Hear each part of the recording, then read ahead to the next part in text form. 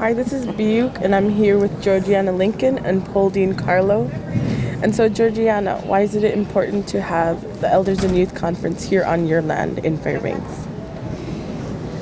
Well, I think that to have the venue changed and going around the state is always beneficial because you have the folks that maybe couldn't pay to go down to Anchorage and that they could come into town here, either from the villages or Fairbanks is a large Native community. And so it's really helpful that they have access to the youth and elders because a lot of information is given here. I mean, we had this morning the language, Poldine sang one of the traditional songs.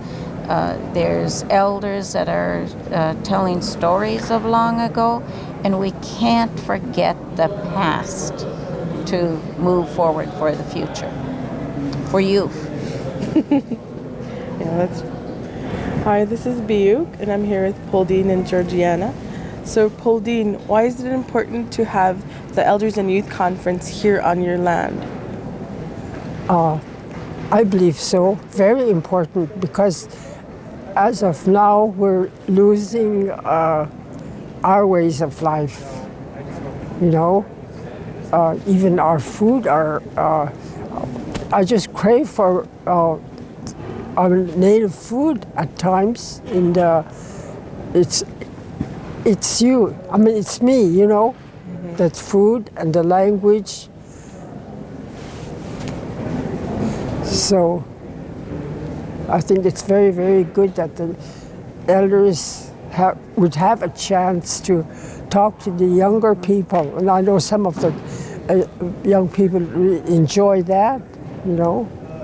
And I can't see, being a native myself, that I wouldn't be able to speak my language. That hurts. I don't know what I'd do if I didn't understand my language. And as my folks died when I was quite young, my dad died when I was 2, and mother died when I was 8, and I was raised by my grandparents, and they couldn't speak English. I was brought up in the two worlds, in Western and with our ways of life.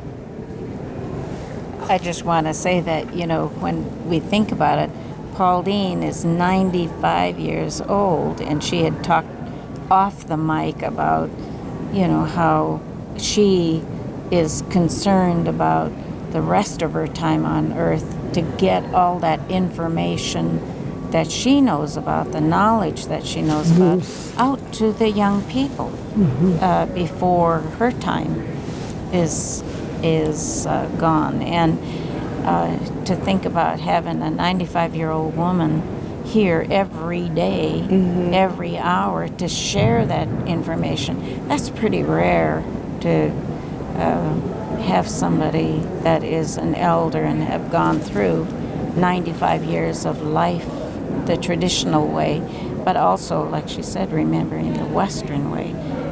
The youth should just be grabbing a hold of her. What about our president? Mention that.